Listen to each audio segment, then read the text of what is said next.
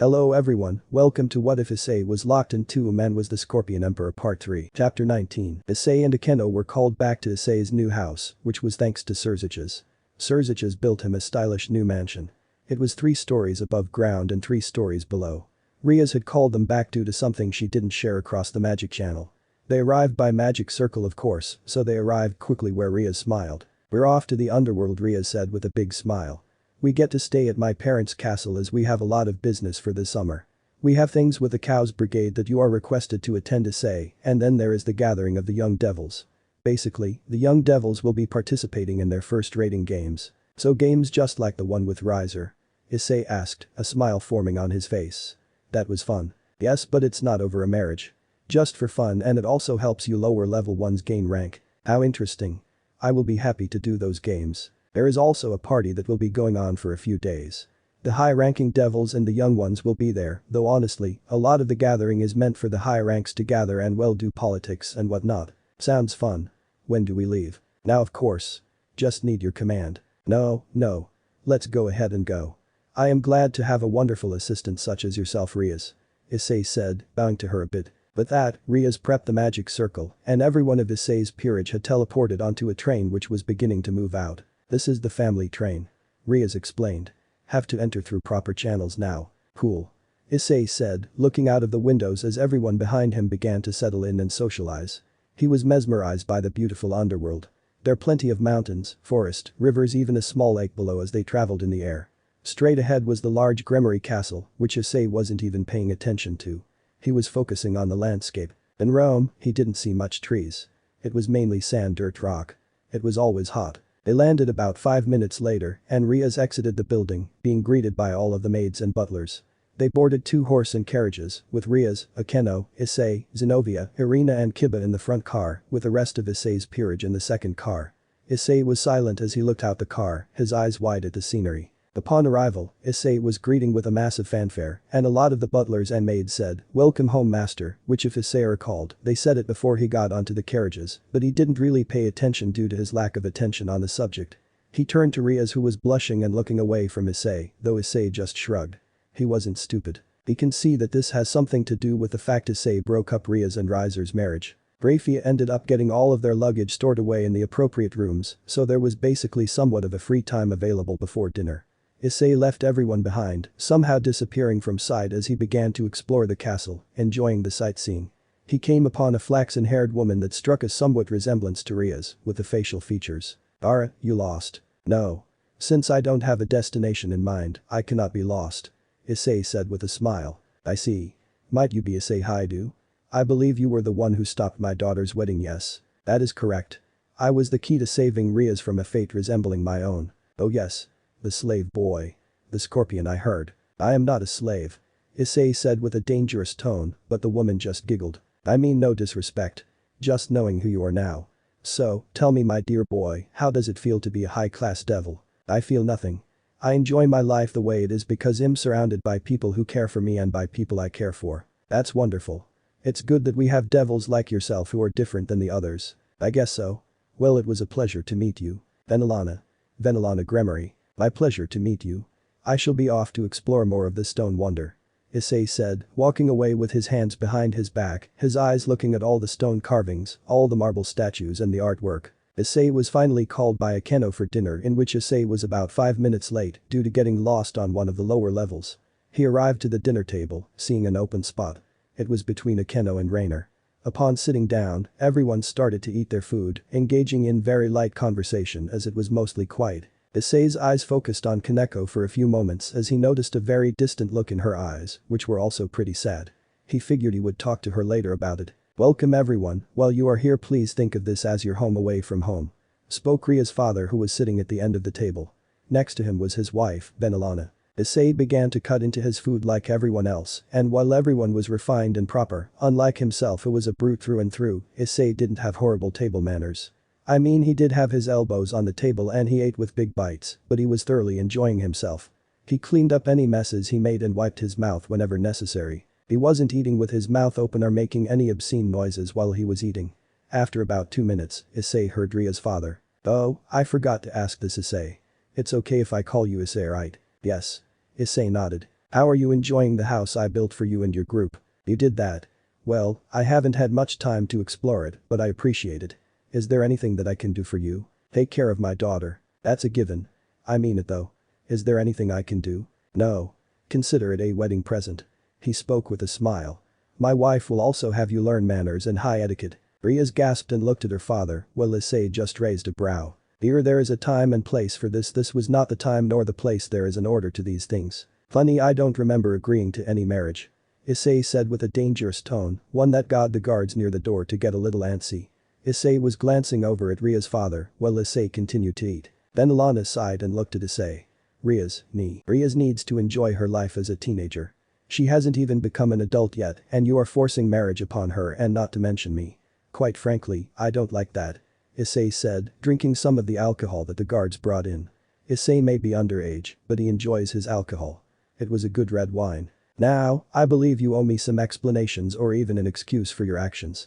I may like Rias a lot, but I am nowhere close to marrying anyone. Plus, wouldn't that make it so my harem is no longer usable? The Keno snorted and grinned. It does, but wouldn't that be so hot? Cheating on your wife. Akeno said seductively. The Keno Rias scolded. No, Issei. Marriage is mainly for politics. Issei said, biting into his dinner roll, swallowing it before talking. Well, either way. The answer is no. I won't change myself for anyone. Issei said, looking over at Venelana for that one. Teach me manners. Excuse me? Is that an insult? Do you want to see me without manners? Issei challenged. We are only trying to help you get ready for politics with high-ranking devils. Oh please.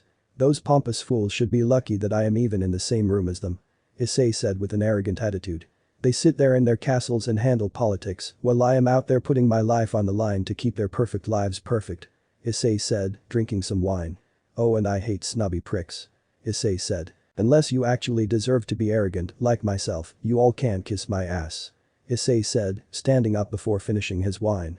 Now, if you don't mind. I don't have much of an appetite anymore. Goodbye.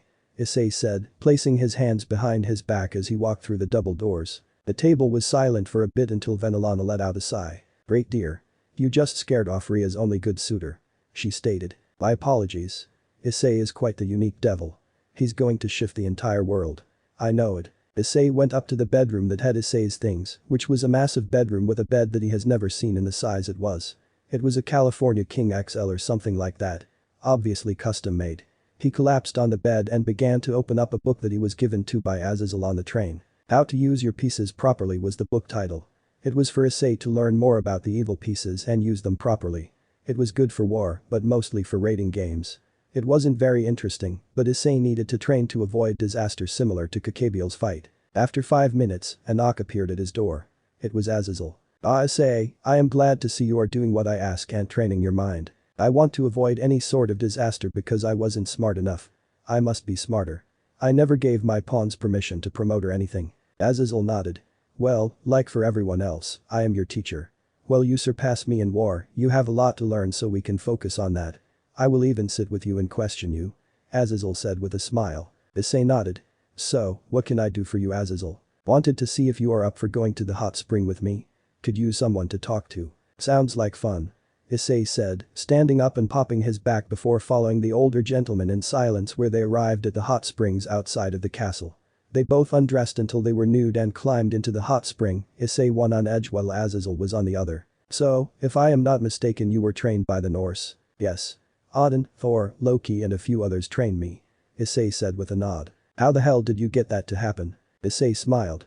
Well, it happened as I was teleporting away to go train to fight Vali, which I figured he would betray us. I had a hunch at least. Anyway, there was some sort of magic block on my teleportation which forced me to teleport to a singular location over in Norway. From there, I traveled to a town that had a gentleman's club that was also a whorehouse, a casino and whatnot. I, having no idea, sat in a booth awaiting my whore. Let me guess. The silver-haired girl you brought home. Bingo. Well, I never slept with her then, and I ended up walking her out of her job, rescuing her. Apparently, Roswis was Odin's bodyguard. Well, apparently he told her she should work a gentleman's club as a prostitute so she could get some experience so she wouldn't scare off men. Issei said, rolling his eyes.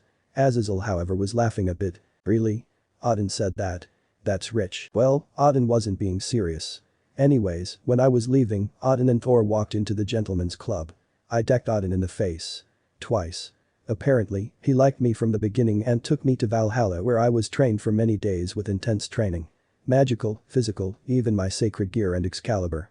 I can now wield Excalibur properly and my sacred gear has improved. I can now use the balance breaker to form any weapon I choose, hence the dual cestus. Wow, you must have been pretty lucky to punch Odin, survive and get trained by him as well. Odin's a good guy though, so it's no surprise. So, how did you end up sleeping with the Valkyrie? How did you know I slept with her? Issei asked, raising a brow. I have my intuitions. When a man gets laid, his aura changes. Ah. Well, it was the final night before I would have to leave and I had a huge party with Odin. So much booze. I had an arm wrestling fight with Thor, I threw potatoes at Loki and Thor. Well, anyways, Thor said let's drink booze out of Roswis's pussy. Well, I had no interest in letting her do that unless I was the one drinking it. Well, I didn't say that, but you get the point. Well, me being drunk, slept with her many times. When waking up, none of us regretted it, but I also treat Hex differently from others. I treat it as a pleasure and reproduction tool. Nice. Well, I hear the girls up there. Think you should go play with you harem. Azazel said with a dirty grin. Okay. Was a good chat. Issei said, kneeling down before jumping into the air and coming over the wall, landing into the water on the upper floor. Just like Azazel said, the women were all there. Every single one of his harem, or ones that will be in his harem. Issei looked behind him and then took a seat on the ledge in the water, relaxing in the water. Oh Issei, you're so daring. Akeno stated, sitting next to Issei. Am I? I thought this was a normal thing for us. Issei said, opening his right eye to look at the fallen angel. Did you get your body washed properly? Rias said, appearing on the other side of Issei. I am relaxing at this moment, so I haven't washed up. I am enjoying the hot springs right now. Issei said with a smile. Issei then felt a hand on his crotch, gently stroking his dick. It was Akeno's hand just by the look of her face. Enjoying yourself? Issei asked with a raised brow. Quite. I kind of want to see how it would feel to be ravaged by a younger guy. One day Akeno. Issei said with a chuckle. Has to be the right place and time and now is not it. Oh why not? Akeno said with a fake pout. Not everyone here is part of my harem. I'm not comfortable having Hex in front of people that aren't with me, plus if my entire harem was here, it would just end up being an orgy. Issei said with a shrug. I am a little upset that I didn't get to take your virginity. Ria said, laying her chin on Issei's left shoulder with a pout. Well, I won't apologize for it. I don't view Hex like people do in this age. I view it as something to do for pleasure or reproduction. Not an act of love. Love is something you share regardless of your actions. Issei stated, shrugging. Rias nodded with a sigh. I understand. Guess that's the pain of dating a guy from the Stone Age. Boy, I'm not that old. Issei said with a frown. Rias giggled in response and met his lips with her own, in which he kissed her back before Akeno pulled him away from her and into her own lips, in which he kissed her back as well. Rias growled at Akeno, but a firm hand on both of their bottoms settled them down as he hugged them to him. Behave yourselves. There is no reason to fight over me. Issei stated. I don't like any one of you more than the other. Issei said with a chuckle, only to feel something encompass his dick. It was then he looked over and saw Roswa slurping on him from underneath. Issei pulled her head off of him and she pouted at Issei. Come on, we haven't done it in so long, Roswa whined. It's been like 2 or 3 days. You will be fine. Issei said with a deadpan expression and tone. Plus, you know how long I can last. You wouldn't be able to breathe that long. Not unless I used magic. Roswa said with a wink before attempting to go under. Okay, you seductive little Valkyrie. That's enough. Issei stated, pulling her into a hug. I'm not in the mood right now. Issei stated, giving her bottom a sharp smack in which she moaned into his neck. She got the message though. Well, I think it's almost time for bed. Issei said with a yawn. I'ma wash up and head to bed. Akeno, Roswis and Akeno got evil grins and they all pinned Issei to the wall and began to wash him thoroughly. Chapter 20. Issei awoke to voice in his right ear. When he woke up and looked around, he was currently in bed with Roswis, Rias, Akeno, Kaneko and Zenobia. All 5 of them had snuggled up to him in some way, but they were all asleep. The voice in his right ear came from a magic circle, and the voice repeated itself. Apologies Issei for waking you up, but you've been requested to take on a special stray devil hunt mission. Surziches spoke to him through the white magic circle that was Issei's own magic circle. It was white with a black scorpion in the center. The white ring was actually a bunch of Norse runes interconnected to form a circle. Issei looked around and grunted in response to Surziches, but it was more of a grunt to get himself from out of the grasp of the females without waking them up, which he succeeded. Issei walked out of the room and finally spoke up to the patient devil on the other side. The special stray devil hunt? Issei inquired. Yes. I can't fill you in on the details, but let's just say for a while you are in for a very peculiar couple weeks. Couple weeks? Would you take the job for me, Issei? They had requested you. Sure, but I'm going to let the others know it'll be gone for an undisclosed amount of time. I can still keep in contact with them, right? Wait, can I take them with me? No. You have to come alone. Surziches said, and Issei could tell that the Devil King was nervous. I see, well, I will let them know, and I'll head out to the coordinates of where you want me to go. Thank you, Issei, and for what it's worth, I'm sorry. Surziches said. Before Issei could inquire why Surziches would be sorry, the Devil King disconnected the call. Issei sighed and decided to make himself a hearty breakfast, consisting of eggs, sausage and a biscuit. It took him about an hour to make and eat his food, as he was pretty slow eating while he read the book that he was reading the night before, about how to be a better king. Upon completion of his meal, he would walk upstairs to see the girls all getting dressed. Issei, morning, Roswis exclaimed, running up and giving Issei a chaste kiss on the lips, who returned it just as nicely. Morning all. Rias, you are going to be in charge of my peerage for the foreseeable future. Seems I have been requested to handle a special stray devil hunt alone. Surziches called me this morning. Rias raised a brow. That's odd. You can't bring us. Seems there is a third party who wants me to handle this alone. If my instincts are right, it's going to be like meeting Roswis here. Him being dragged along for something. Roswis would nod. I see. Then we have no choice but to let you go, but you better come back. She said, pouting at him. Of course. As soon as my business is finished with the third party, I will return. Plus I will call every night. He said, placating his silver-haired girlfriend. Good. She said, nodding and walking past him to the kitchen. Well, that's that then. I will start heading out to meet Surziches before heading off on this job. He said, looking at the 4 remaining females. The Kendo sauntered over and draped her arms around his neck as she stood up on her tippy toes, giving Issei a kiss, for he never had one of hers before. Be safe. She said, before walking off to the kitchen. Rias looked a little unhappy due to the fact Issei had multiple women, but Issei took the initiative and kissed her lips, stealing her breath away as he wrapped his arms around her waist. The frown on your face makes me frown. Issei stated, which got Rias to blush. After a few moments, she placed her hand on his bare chest, for Issei outside of school wore only a pair of shorts. She looked up at him and gave him a smile. Just not how I envisioned everything. I didn't think I'd be part of a harem. Rias admitted, which got Issei to sigh. It's not intentional, he stated. I know. Rias said, giving him a kiss on the cheek before walking out, giving a sway of her hips which Issei did follow. Issei turned only to get jumped on by Kaneko, who was snuggling into Issei, nuzzling him as she hugged him.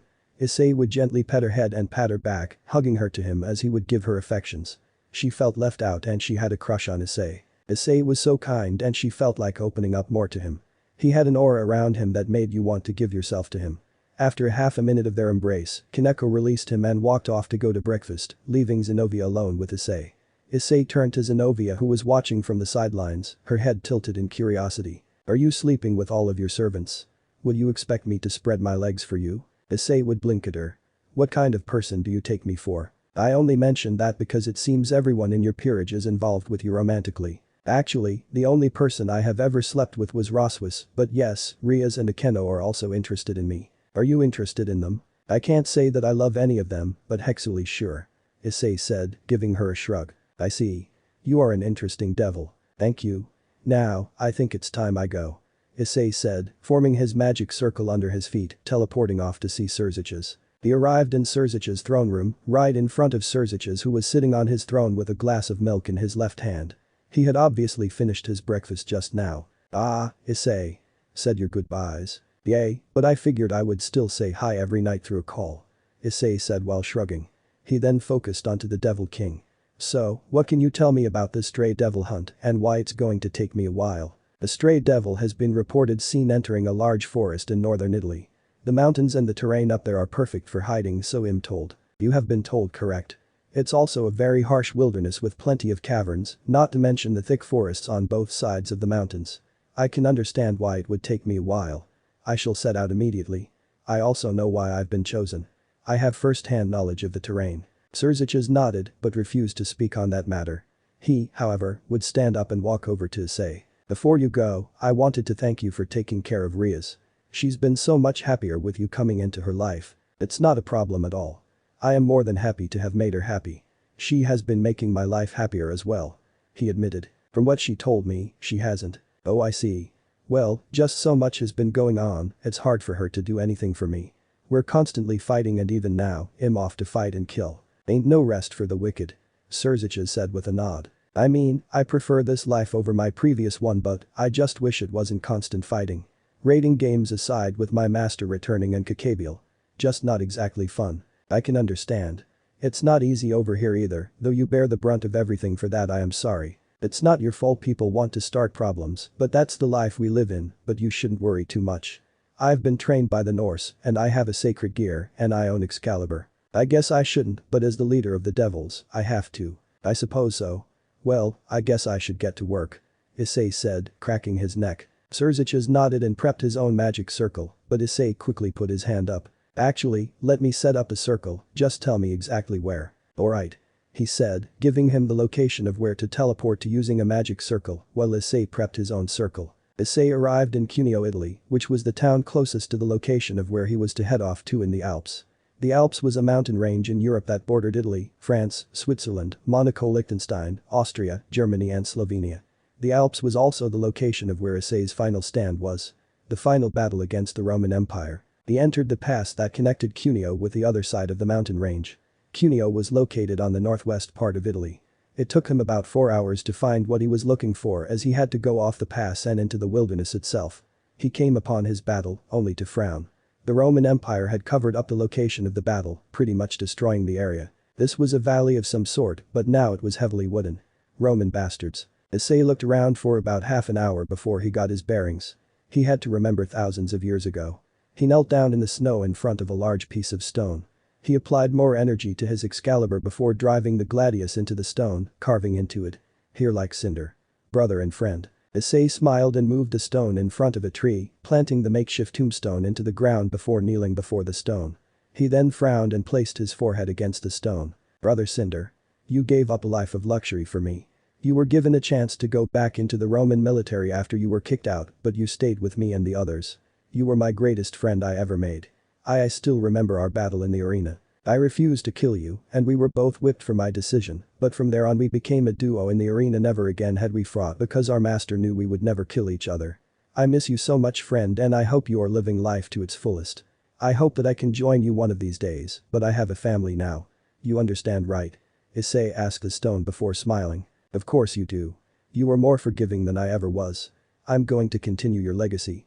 Not by name, but by your weapons. Issei smiled and brought Excalibur and scales of Grendel out and placed them on his lap. He looked between them, trying to decide, but placed his sacred gear to the side before grabbing Excalibur. He closed his eyes, and the holy sword began to change shape. Mimic went to work and about 20 seconds later, Excalibur turned from a gladius to a gauntlet. Like a glove, this gauntlet would cover Issei's entire hand and would stop about halfway up his forearm. The digits on the gauntlet were sharp like blades, and his knuckles were spiked, which increased the power of punches to each point, giving punches more lethal ability. Issei smiled and stared at the gauntlet before forcing it back into his body. Ever since he merged with Excalibur, it resided in his body like his sacred gear. It would come out on his command, forming the weapon he chose it to be. I will come back again, brother. Issei said, standing up and moving off deeper into the wilderness to head to the location of where the stray devils were last spotted. He was going to have to spend a lot of time here in the wilderness to find the devils who were up to something here in the Alps. 8 hours later, Issei began to set up camp underneath a few spruce trees. The only advance in his search was a small campsite that the stray devils used a few nights before. He was on the right trail, but he was behind. As he set up camp, he heard a small cry and a large avian had crushed into the ground. It was a golden eagle. The eagle had an injury that would not let it fly for more than 5 feet before sending it to the ground. The left wing was bent in an odd position and it was bleeding. Ah, poor thing. Issei said, walking over to the bird and picking up the large avian predator. Issei was now being pecked and bitten, the bird scared for its life, but Issei held it firmly by the talons as he held it to his chest. It's okay little guy. I got you. Issei took a seat on his sleeping bag and began to caress the frightened bird, who continued to bite and peck at Issei, though due to being a devil, was not drawing blood, though the pain was still there, not that Issei registered it due to his background. Walking through the forest in the Alps, not even a quarter mile from Issei, was a woman about 5'5". She had silver to white hair that was very fluffed. It draped her back all the way down to her waist. She had a wooden bow adorned with thorns and horns, with a quicker of arrows on her back. She had an arrow already drawn on the bow, for she was coming upon the campsite of someone. She climbed a nearby tree and aimed the bow at the unsuspecting male. Issei knew that he was being targeted, but he did not move. Now was not the time. The female was about to release the black arrow tipped in poison as she saw what was going on. There was an injured golden eagle in his right hand, while his left bore a white magic circle with a black scorpion in the middle, the white rune circling the scorpion. She watched as the supernatural male poured healing magic into the bird, for she was familiar with the magic being used, for she used the same from time to time. Putting the arrow back in the quiver, the male wasn't her target, so she moved along from the unsuspecting male, or so she thought he was unsuspecting. After about an hour of setting the bone and healing the eagle would look up at Issei with admiration, only for Issei to pet his head. He then gently tossed the eagle into the air, sending the bird back into the sky to go home. Issei yawned and set up some protection magic he learned from the Norse, setting up a barrier before going right to sleep. Chapter 21. Issei spent 4 nights out in the wilderness, going up and down the Alps along the Italian and French border, searching through the forest. Never once had he found what he was looking for, though every night he knew he was being watched by someone. Someone who was obviously supernatural, but he or she was not the target. He had no idea who or even what gender, just that someone was there with a weapon. It was the 5th day out there and the sun was high in the sky. It was a warm winter day though extreme temperatures never bothered him. He was conditioned to ignore it. Issei was currently coming upon a large clearing which was part of the path for hunters. A trail of game led through this clearing. As he came upon the clearing, he immediately spotted a white-haired female surrounded by 6 devils. The woman had a bow and arrow out, but she was surrounded and by the looks of it, she was outmatched. At least one of the devils was an ultimate class. Issei immediately summoned Excalibur and his sacred gear to him. In his right hand was Excalibur in the form of his gauntlet, and in his left was his sacred gear in the form of a gladius. Which was a Roman sword. His eyes narrowed upon seeing one of the devils run his hand up the butt of the female. Issei growled and leapt into the air from the rocks above them, sending his gladius into the back of the devil who was touching the woman. The sword went in through the soft gap between the shoulder and the neck, penetrating all the way down into his heart. As the devil began to fall as the life disappeared from his body, Issei yanked the sword free from the body, sending blood and guts flying into the air. "Who the buck do you think you are?" asked the leader, who was the ultimate class devil. He snarled at Issei. "It doesn't matter in the end.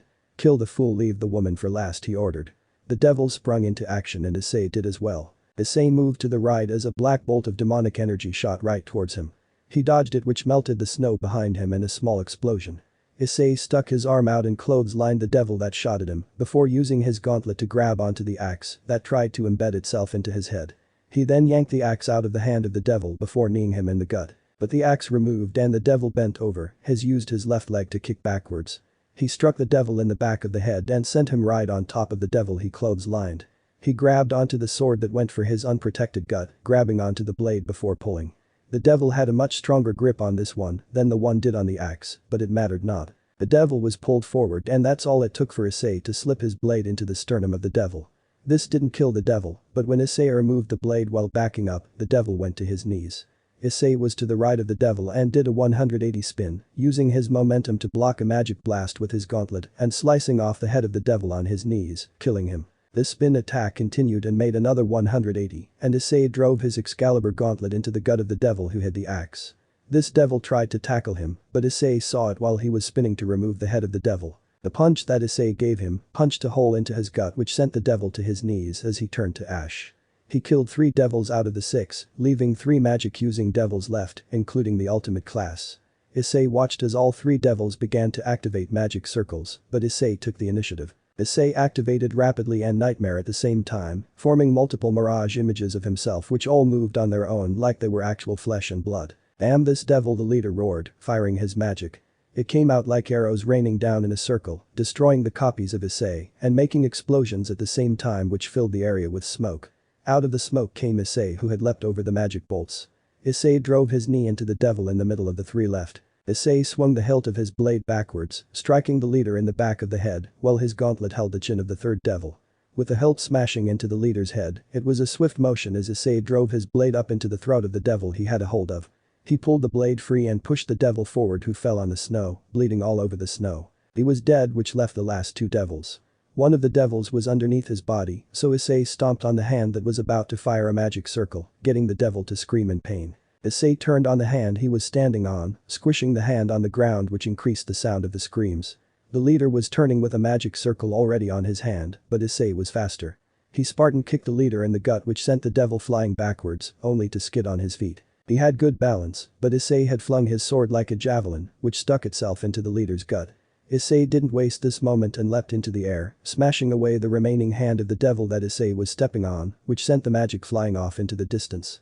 Issei turned in mid-air before driving Excalibur into the face of the devil, flattening his head instantly. He also began to turn to ash. Issei got up and walked up to the leader who was prying the gladius from his gut when he looked up. Issei was already right in front of him, and the last thing before he died was a fist. Issei performed an uppercut upon the devil, decapitating him and sending his head flying into the air before it, like his body, turned to ash. The fight took about 30 seconds in all as Issei was extremely fast. He put the weapons back into his body before turning to the woman with a smile. "You alright, miss? You were in quite a pickle." "I'm fine," she snapped, glaring at him. While she was in danger from the devils, she couldn't bring herself to thank the male. "Hey, why are you so angry? I just saved you life. I didn't tell you to speak to me, beast." "Beast? That's not very nice." "I said silence," the bold woman said, pushing past Issei and walking off into the forest. Issei just watched her leave and scratched his cheek. What was her problem? He asked out loud to himself. He would sigh and open up a magic circle, preparing to send a message to Surziches only for a lightning bolt to crash from the sky, which was strange cause there was no clouds. The lightning bolt, when it disappeared from the sky, revealed a male in its place. A man.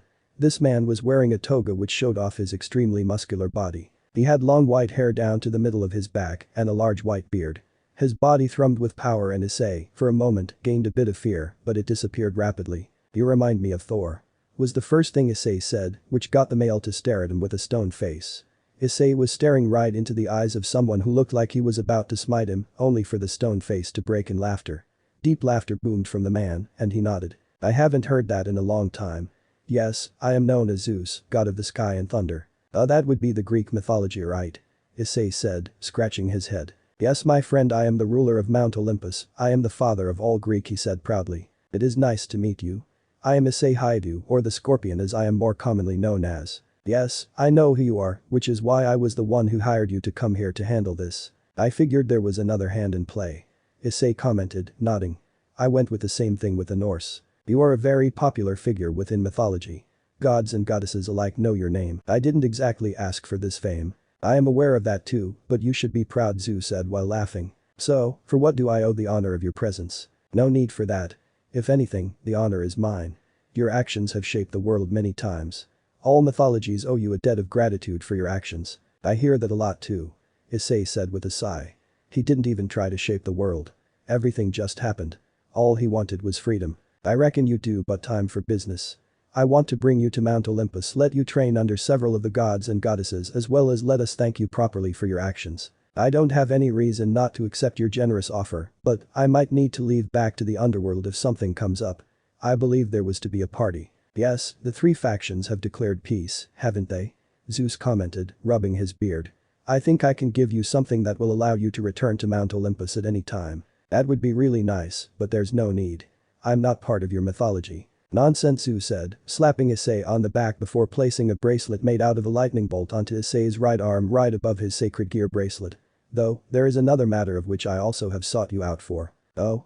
Well, if it's within my power I don't have a reason to decline. I want you to court, seduce, and marry one of my daughters," Zeus said, his face going stone. Issei would raise his right brow out of curiosity. "Excuse me?" Issei asked. "That's a strange request. She's a man-hater and quite frankly I've had enough of her attitude. She gets worse and worse every century." Issei would nod. "I see, and why do you think I have the power to do this?" "I don't really have much faith in you, but who better than a hero to mythology to court my daughter?" "I see. Well, I'm not sure how I feel about this, though I could try and at least be her friend," he stated, scratching his head. "This is acceptable, but I'd at least hope she'd get a boyfriend and stop being such a prude bitch," he stated. "For her father, you really seem to hate her." "Oh no, I love all my children, but she's been a real pain." "I see, well I have no problem in trying to help you with your problem, plus who knows, maybe she and I will get along," he said, giving him a shrug. "Wonderful, then let us go," Zeus declared, and as soon as he finished speaking, a lightning bolt struck Issei and Zeus and teleported them away. Issei arrived on top of what he thought were clouds. His feet touched on solid clouds and he would look around, his eyes wide at the beauty. Buildings made of solid marble, large statues crafting out of marble recreating moments in history. The sky was a beautiful blue and the sun was shining. Birds were flying around and the breeze was not cold, nor was it warm, just perfect. Vast gardens with beautiful flowers. Zeus turned to Issei and grinned. Welcome to the home of the Greek gods and goddesses, Mount Olympus. I will talk with you another time, for I have to start prepping for your arrival. Alright. What do you want me to do? Sightseeing. Go talk to the other gods and goddesses, Zeus said proudly, walking off to a large temple in the distance. Issei scratched his head and looked around, different gods and goddesses staring at him from their respective homes, gardens or wherever they were. Issei felt a little embarrassed being stared at, so he quickly moved off down a road going off to explore the kingdom. Issei walked down this road for 5 minutes before turning left, and it was then he crashed into someone. A figure nor Issei budged from the crash, but Issei felt his head being hugged tightly, and then he heard the voice. His head was stuck in boobs. Ooh, what do we have here? A devil in Olympus? You must be the famous scorpion. Cooed a very lustful voice. Issei struggled against her grasp, and only after 10 seconds of his struggling did the woman decide to let him free. Issei pulled back and shook his head before looking down at the female who was hugging him so. It was a gorgeous blonde with long hair wearing only a 2-piece bikini. She had an enormous rack, and Issei could smell the excitement and the fact she was highly turned on right now. You like what you see? She teased, running her hands down her body, knowing that the devil was entranced, but Issei shook his head to release him of her spell. It worked. Yay, I can say that I did. Apologies for running into you. Oh, no need to apologize. I also wasn't looking where I was going. She said before giggling. I'm Aphrodite.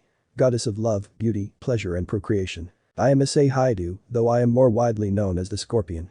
Issei said, bowing at his hips with an arm draped over his chest. It is my pleasure to meet you. The goddess smiled. Well, aren't you the charmer? She cooed, gently stroking his cheek. Perhaps I shall bless you with my body one of these days. Issei would raise a brow. That would be an interesting experience. He commented. Aphrodite giggled. So, what are you doing here on Olympus exactly? I've been brought here to be trained under some of the residents here, and I am to court one of Zeus's daughters. Really? How interesting. Well, I will not take up any more of your time. She said, walking around him. Take care, Aphrodite, Issei said, waving at her before he moved off to visit more of Olympus. Chapter 22. It was about 10 minutes after Aphrodite let Issei go, and Issei was once again looking around at the beautiful kingdom of the Greek gods. He had a smile on his face, having never seen this level of beauty before. It was then, once again, he crashed into someone. This time, it hurt more.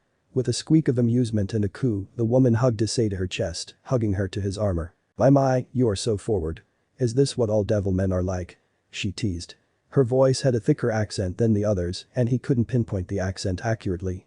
It sounded close to Russian, but it was different. Issei finally was released from her grasp, as he didn't actually struggle that much. She was another gorgeous woman with long platinum blonde hair. She wore a platinum tiara and was also dressed in full platinum armor. She had a breastplate and full leggings, as well as thick boots. She had a spear and shield on her back. Her spear had a very strange-looking tip. Apologies, I was distracted by the vast beauty. Oh my, aren't you a charmer? She said with a smile. No. I meant your kingdom here, it's absolutely breathtaking. So you don't find me attractive? She asked, teasing the poor boy. That's not what I said at all. You are very beautiful, seems that's what all gods and goddesses are. Attractive. A lot of us are very attractive. She said with a nod. So, I actually was sent to find you. Zeus would like to talk to you.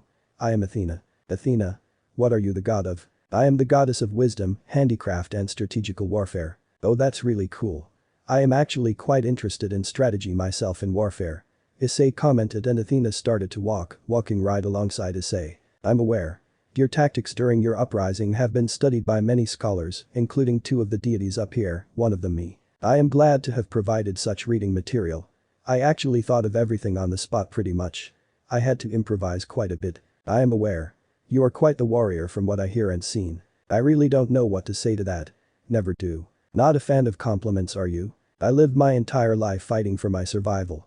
The only compliments I got were for winning, and it was always good job, Scorpion. Or this is why I keep you around. Issei said while looking around at Olympus. I'm just not used to being thanked. Especially for doing what I do. I see. The goddess of wisdom said. Well, I think it will just come to you in time. The ability to accept compliments, though hopefully it doesn't go to your head. Don't need more egotistical warriors. She said with a smile. Are warriors common to be egotistical? Not all of them, but there are a few. We have one here on Olympus who thrives on combat and war. He has a very big temper, but his fuse is so short. Doesn't take much to set him off. Who would you be talking about? That would be me. Spoke a man who was standing on a balcony. He had a full set of armor on him, thicker than what Athena was wearing. It was black like soot. He had a sword strapped to his belt and a shield on his back. His helmet was sitting on a table next to him. He had shaggy blonde hair while his eyes were blue. He looked very angry at the moment, but Issei wondered if he truly was angry or did he have resting bitch face, like Issei had been told he had sometimes. Aries. So good of you to show up. You come by to greet our guest? Athena asked with a smile. Why would I greet this devil whelp? Aries asked with a snubby attitude. This is SC. Athena was stopped as Aries interrupted her. I know who the boy is, sister, and it changes nothing. He is a devil whelp and doesn't belong here. Issei frowned and looked up at the god and was about to speak, but Athena spoke up. Our father invited him here for reasons. I'm sure you know you are also going to be his teacher. Father can make all the plans he wants. I am not teaching this child. You are disgracing our name by associating with him. Aries said. Athena was about to speak, but this time Issei beat her to it. How dare you insult her, you prick. You think that because you are the legendary god of war, you can speak that way to a nice person, not to mention your sister? Issei asked. Circa, it was a rhetorical question. Of course you think you can because you are nothing but a bastard. Your father is more than likely sick of you and probably regrets the day you were born. So how about you take that sword of yours, sit on it and rotate? Issei said before looking at Athena. Let's get moving. Athena was holding back her laughter, but she could not hold back the big smile that crossed her face. She nodded and they began to move back, but it wasn't over. You little devil prick, how dare you speak to me that way? Aries said, grabbing his sword and leaping off the balcony, hoping to cleave Issei's head clean from his shoulders. However, a large sword made of lightning found its way blocking Aries' sword from connecting with Issei's neck. Issei was actually about to die. He didn't expect Aries' speed or his attack. You are not to lay a hand on this boy, Aries, Zeus roared. You do that, and the entire operation to make alliances with the devils will be for nothing. Who cares about your damn alliance? We are fine on our own, and there is no need to throw our lot in with their kind. You dare question me? Zeus asked, the sky darkening as lightning and thunder flashed and boomed. Aries looked frightful before he backed up. No, father, Aries said, looking away like a child. That's what I thought. Zeus said, turning to look at Issei, who was being led away by Athena.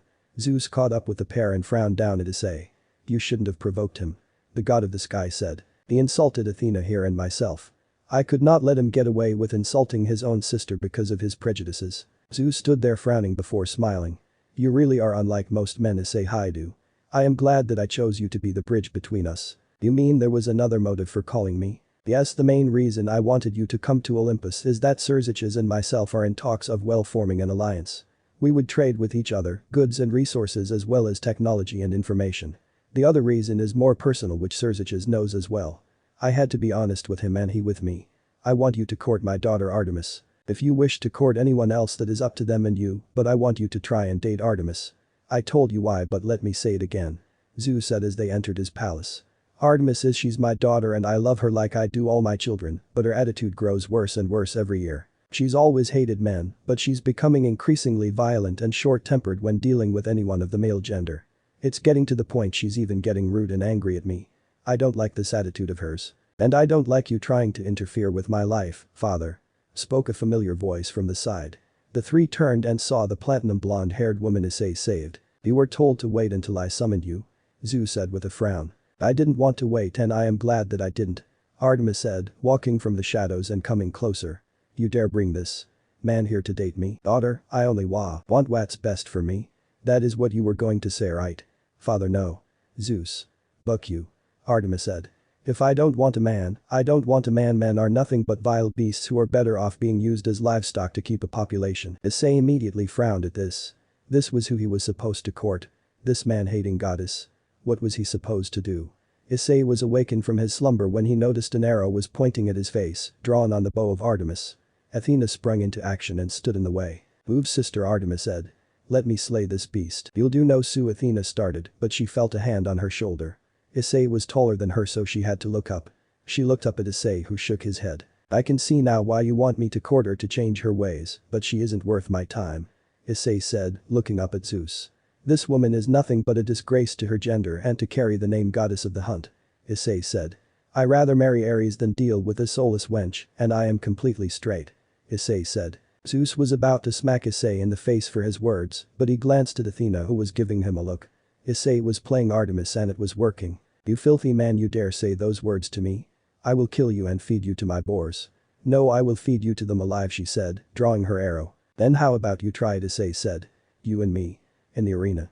Right now, Issei said, spreading his arms wide as he challenged her. Or are you too scared to face me? Issei said, grinning at Artemis. Artemis glared at her. I accept your challenge, Artemis said. Oh. How about we set up some arrangements? Athena said. Zeus had somehow disappeared from the conversation without anyone knowing. Arrangements? Artemis asked, huffing. Yes. If Issei wins. You have to do anything he desires. Athena said. And if I win? Artemis asks. You can do whatever you like to him. Feed him to your boars or kill him. Athena said with a grin. Absolutely not. Issei said. The stakes do not match each other. If my life is on the line, then I want her life. She shall be my slave for eternity. He said, snarling at Artemis. You wretched beast, Artemis said, drawing her arrow back more. What? Too scared, Issei challenged. Fine. Then I will take you and anyone else you choose in the arena. Will that be fair? Artemis let out a feral grin. I accept your challenge. You shall face me and my brother in combat. The goddess said. Brother? Athena asked only for her eyes to widen. Oh no, you were listening in. That's right. Ares and I shall take you on, Scorpion, and you will die. Artemis said, laughing. A magic circle appeared under their feet and they both disappeared to inside the Colosseum. Issei spotted Ares jumping down from the top of the stands to the ground, wearing his full black armor, helmet included. You really are a stupid devil. Challenging not one but two people of the Greek mythology. You have made a grave mistake, boy. Ares said. Like all men, this beast is stupid. Ares frowned. You really need to get that attitude checked. The god of war mumbled. Issei summoned his sacred gear and Excalibur to him. A gladius and a gauntlet respectively. I get to shut the two of you up if I win. Good, I shall make both of you my slaves when this is over. Ares laughed. That's not the deal, boy. I'm in the clear, win or lose, but I will never lose to a child like you, Ares said, charging in at Issei. Artemis drew an arrow and fired it at Issei. The holy infused arrow flew through the air like the air around it was butter. It was graceful yet dangerous, just like her. The arrow was immediately sliced in half down the middle by Issei, who spun with the sword that was in his left hand, spinning to his right. This got him to spin right behind Ares, who then got sliced in the back by Issei's sword, though his armor was very minimally damaged, but Ares did let out a small cry of pain. What? Is that all you have? Issei taunted, spreading his arms wide. Are you two going to lose to the Scorpion? Issei said with arrogance, though it was all a ploy. In the stands above was Zeus, Athena, Apollo, Aphrodite, Poseidon and even Hades. They were all here to watch the match between Isseihyoudou, more commonly known as the Scorpion, versus two of their own siblings, Ares and Artemis. It was then a magic circle appeared next to Zeus's ear and a big smile washed over his face. Athena, who was sitting to his right, looked up at her father. Father, what just happened? Oh, it looks like an old friend of mine is going to stop by with his son, and the fight between the three down there will become even more entertaining. Zeus said, grinning. Friend? Athena asked, only to not get an answer except a point to focus on the match. Issei was charged at by Ares, who began to work in tandem with Artemis. Artemis fired 3 quick arrows, while Ares went for a kneecap with his sword. Issei saw their combined attack, and this got a big smile on his face. Issei felt good. While he may have hated the arena back in Rome for the deaths of his friends and his family, he always enjoyed the thrill of combat. Issei jumped into the air and kicked off the sword arm of Ares, getting a leap into the air. Issei spun mid-air and cleaved the 3 arrows right down the middle once again like they were nothing but sticks of bamboo. Ares moved quickly as Issei was coming down, attempting to skewer Issei with his sword through his belly, but Issei had different ideas. Reaching out with his gauntlet, which was Excalibur, he sent a powerful shockwave of holy energy into the sword of Ares, sending the sword off course and into a 4th arrow that Artemis just launched. Issei grinned as he landed, but let out a cry of pain as a 5th arrow from Artemis was shot and it buried itself into Issei's side. All Issei had for protection was his gauntlet and his sword. He was bare-chested and his legs had nothing on them. Issei hissed in pain and removed the arrow by breaking off the head and pulling out arrow from its butt end. He tossed the arrow down only to barely dodge an arrow that was sent for his head, cleaving off several parts of his hair. Issei did a matrix to do that, and when he was coming back up from his dodge, he found himself rocketed into the air as Ares' shield was slammed into his gut, sending him backwards. Issei flipped several times before coming to a crash on the ground. Issei let out a groan only to scream in pain as an arrow found its way into his sword arm, getting him to drop his sacred gear into the ground as he tore the light-infused arrow out of his arm. While holy power was dangerous to devils, Issei had a tolerance for them due to being the owner of Excalibur. However, they still hurt and did a lot of damage to him. Issei turned and used his gauntlet to grab onto the sword of Ares, keeping it from burying into his forehead. Give up, boy, you've lost. I will never retreat, nor do I ever surrender, Issei roared, only to get Spartan kicked in the chest by Ares, sending the devil flying across the Colosseum only for another arrow to find its way into Issei's gut, penetrating his stomach. Issei was a devil, so this wasn't a lethal blow, but it didn't mean it didn't hurt. Issei was going to lose and he released this, but he wasn't going to give up. Issei removed the arrow from his gut and was about to move forward to dodge another arrow when a magic circle appeared in front of him, protecting him from the arrows from Artemis which exploded upon contact with the circle. He recognized the circle. Odin Thor, Issei exclaimed, seeing his new friends from the Norse mythology appear. Seems like you found yourself in a dangerous situation, my boy. Odin said, stroking his beard. Thor smiled. I saw how you started to fight. That's what I like to see from my brother, Thor said with a grin, only to reach into the magic circle and bring out a large block of gray. It looked like metal. Ares and Artemis regrouped and stared at the Norse gods. How dare they interfere with the match, Artemis fumed. Ares frowned and turned to look at Zeus, who had his arms crossed with a smirk. Damn that old man. This was the plan from the very beginning, he said, clenching his sword. Issei looked at the metal in confusion. What is this? Odin and Thor grinned. This, my brother, is dwarven iron, he said proudly. Like my son Thor before you, I had the dwarves craft this for you. This metal is what makes up Thor's hammer, Mjolnir. Odin said. Aye, for me? Why? Issei asked. Because, you are my son and unfortunately, the weight of the world will rest on your shoulders. You have been placed in a very peculiar spot. Many battles you will fight in for the world and for all mythologies, and so you must be prepared. Take this metal and fashion yourself an armor like none other. It's already coded to your magical aura. Odin said. We shall leave you now, but know that you have greatness destined for you. The Allfather spoke only to disappear with his son Thor, leaving Issei to look at the two Greek deities. Issei watched as Artemis drew an arrow and aimed it at Issei, while Ares charged at Issei. Issei closed his eyes and placed his hand upon the metal and willed it into being. Just as the arrow neared Issei's forehead, a bright grey light appeared and destroyed the arrow. The metal responded to Issei's will and came alive, becoming like clay. It swirled around Issei and enveloped him fully before it solidified into an armor. A grey armor appeared on Issei, forming a full solid breastplate like you would see on ancient warriors of Greece and Roman. A helmet appeared from Roman times, a gallia. This helmet would not cover the face, but the sides of the head as well as the back. There were small gaps between the ears and the back of the head, but the ears were covered and the cheeks as well.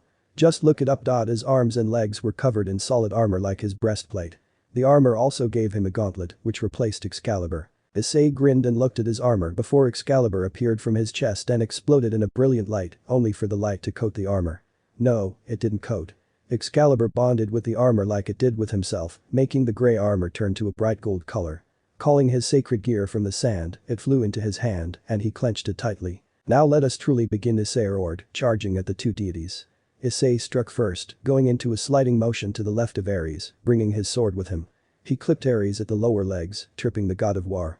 With a spin on his right heel, he took 4 arrows out with a swing of his sword. Ares was getting up to his feet, but Issei grabbed him with the gauntlet by his helmet before throwing the god of war across the sands, also removing the helmet from him. You damn brat, you think you can best the god of war? You are bucking mistaken, the god of war raged, leaping into the air.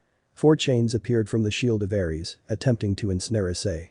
Issei activated Excalibur transparency, immediately turning invisible as well as rapidly, getting Issei to move at a very fast pace. The two deities saw the shimmer appear above Ares, and that is when the spell around Issei disappeared, revealing the scorpion above Ares, who turned in midair.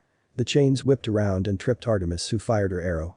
The arrow struck Ares in the gap of his sword arm. The gap was located near the shoulder, and this got the god of war to release his sword, but it wouldn't have mattered. Issei buried his gauntlet into the face of Ares, which sent the god of war crashing into the sounds below. Issei snarled and landed in a roll on the stands for an arrow to slam into his chest plate. The arrow made a massive dent in the armor, which surprised Issei and Artemis. You can't use those light arrows of yours anymore, can you? Issei said, charging at Artemis. Fuck you, beast, I would use this one instead, she said, grabbing an arrow that was bigger than the others. It shined in a bright black light. Die, she roared, firing the arrow. Issei swung the sword down, but Ares appeared and struck the back of Issei's left knee, sending the boy into a crouch. Artemis's arrow struck Issei's gut once more, penetrating the armor fully and also sending him flying down the sands. Issei yelled in pain as the arrow penetrating his armor and his gut, but it wasn't too deep, but it seemed the armor wasn't infallible. Issei removed the arrow from his body, though the arrow was still between his armor and his body, so it was still a threat. Issei snarled and turned to look at the deities. Ares was bleeding from his nose and mouth, and his right eye was closed. Issei's punch and Artemis's arrow did a number on the god of war. Artemis was breathing heavily, but she had a lot more energy within her. "Is that all you got, beast? If not, it's time for you to die," Artemis said, firing 4 of the black-tipped arrows at Issei, who got into a roll, dodging all 4 of them before running at the 2 deities. Ares got his sword back again and moved to intercept the armor-clad warrior.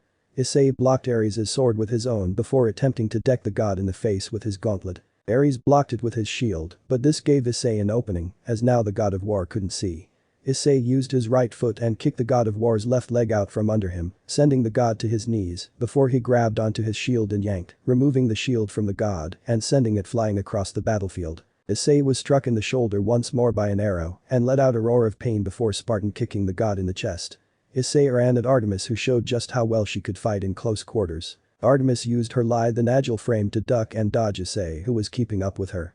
She continued to fire arrows rapidly, in which Issei blocked or sliced them all up.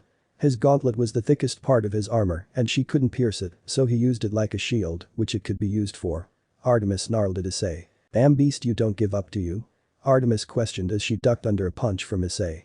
Issei wasn't using his sword against her, but she didn't notice it, but the ones up top did. "He's not going to hurt her, is he?" Athena asked. "No. I don't think so," Zeus replied to his daughter. This was his plan the entire time. He's doing this to get close to her. He wants to beat her and make her his slave, so he could actually break down the walls of her heart. He's a brilliant tactician. Zeus complimented. Athena nodded and hummed in response. Issei was continually attacking Artemis, but before long, Issei had to back up. Why? Well, Ares came into play. Ares fired his chains at the attacking Issei, who leapt backwards and blocked another arrow. Issei knew that this was the final moments of the game. Issei was tiring out, as was the other two. Ares was also heavily damaged, but Issei wasn't faring much better. He was losing blood, and at this rate, he would pass out. He had to make this count. Ares took a defensive stance as Issei made the move. Ares put his shield in front of him, and this gave Issei an idea. Issei charged right at Ares before jumping onto the shield and leaping from it. This surprised the two deities, and Issei activated rapidly, once more increasing his speed. He tackled Artemis to the ground, placing his sword against her throat. "You lose," Issei said before he leapt back from Artemis. He blocked the sword from Ares. Artemis got up and aimed an arrow at Issei, but she felt a very angry glare at her back. She turned and spotted Zeus, who was glaring at her. She had lost and she was going to disgrace her and her people. Artemis frowned and closed her eyes, putting the arrow back into her quiver and her bow on her back. She then snarled and stomped away, leaving the Colosseum. Issei and Ares were blocking and striking at each other like it was a scene from a movie. Strike, block, strike, block. They could not get an inch on each other. Issei moved his foot to the right and let out a cry of pain as the arrow that was hidden between his armor and his body found its way into his right boot. He stepped on the arrow, and this pause gave Ares ample opportunity to trip Issei with his shield, sending the ex-gladiator to his back. Ares moved to end this, but sending a sword through Issei's throat. Athena got up with wide eyes, hoping that Issei wasn't going to fall. Zeus looked at his daughter with a smile. Seemed bringing the scorpion to Olympus was a very good idea after all. Issei looked at the sword and sprang into action, grabbing onto the sword's blade with his gauntlet. Sparks appeared upon contact, but Issei stopped the blade. The blade was an inch from his forehead, and Issei was struggling to keep the god of war's strength at bay. Ares snarled and brought his shield up to provide more energy to the back of his sword, but when he did so, he lost a bit of his grip on his sword. This gave Issei enough room to move the sword to his left. The sword went right into Issei's ear, cutting half an inch into the earlobe, which got Issei to snarl in pain. With the sword in the sand, Ares had lost his balance, giving Issei a chance. Using his injured foot, Issei kicked the left leg out from under Ares, sending the god of war to collapse on top of him. Issei quickly maneuvered himself on top of Ares, flipping them before grabbing onto the throat of the god of war with his sword hand, bringing the gauntlet up to smash into the god of war. "You lose," Issei said, bringing the fist down. Ares stared at his incoming defeat, only for Issei's fist to smash into the sands to Ares' left. Issei glared down at the god of war before climbing off of him, getting to his feet only to collapse. The arrow was deep into Issei's foot now, and Issei could no longer walk. A few moments later, Zeus and Athena came into the battlefield. Zeus helped Issei up to his feet, letting the boy use the god of the sky as a crutch. Zeus then used his lightning to teleport them away, while Athena helped Ares to his feet. "Seems you were wrong about him, weren't you?" Athena said smugly. Ares glared at his sister. "Oh, shut up." Chapter 23. Issei was taken away by Zeus and was currently residing in one of the rooms within Zeus's massive palace. It was given to him for his duration of his stay within Olympus, and Issei was grateful. He removed his armor upon arriving, a golden bracer on his left arm. It went from his wrist to halfway to his elbow. He grabbed his foot and grabbed onto the arrowhead that was in his flesh, letting out a groan of pain as he pulled out the large arrowhead before placing it onto a metal dish. Fuck, that hurt. Damn goddess and her arrows. He complained, using some Norse magic to seal up the wound to his foot before going across to each of his injuries and doing the same. Inside of Athena's quarters was the goddess Artemis and the owner of the room. I don't want to do this. That beast must have cheated. Why the buck was the Norse in that arena anyway? Artemis said, though her tone wasn't really at Athena. It was more at the situation. Athena on the other hand was laughing a bit. You gave your word. We both know how we all value our word. He cheated, he called the Norse here. Oh please. You and I both know he was just as surprised at the Norse coming. Athena said, grinning. You are grasping at straws, sister. Why are you defending that beast? Artemis demanded. He is not of our kind. Why do you defend him? Because he is a good man and respectful. The goddess of wisdom said calmly. Respectful? Him? That man is nothing but a violent-natured beast. The huntress said with anger. You are also the one who got excited at killing him. Perhaps it is you who is so violently inclined. The calm goddess pointed out. How dare you? You know what their kind have tried to do to me, and you think you are the only one that hasn't had gape attempted? Athena asked coolly, narrowing her eyes. Do not forget that I myself have had that attempt and by our very own weapon maker, so do not assume I don't understand, Athena said, getting a bit heated with her sister. Artemis frowned and huffed. So one guy. I had many try to come after me. Athena narrowed her eyes, and Artemis sweated a bit under her glare. Fine, whatever. I don't want to do this. This isn't fair. Athena smiled. That's what happens when you lose, but it doesn't mean it's not fair. You accepted his challenge and now you must pay the consequences. Can't I just kill him? Artemis asked, whining. Of course you can, but we both know our father won't take too kindly to you killing him. Plus, didn't you try to kill him already? I can kill him while he sleeps. She said with a big grin only to sigh. Do I really have to go through with this? Yes. You are now the property of one Isseihyoudou, the scorpion. Now get going before father drags you there. Athena said, giving Artemis a gentle push out the door. Artemis stood there for a minute before starting her trek to Issei's room. Issei was lying back on the fancy bed that his room contained, relaxing in the soft plush.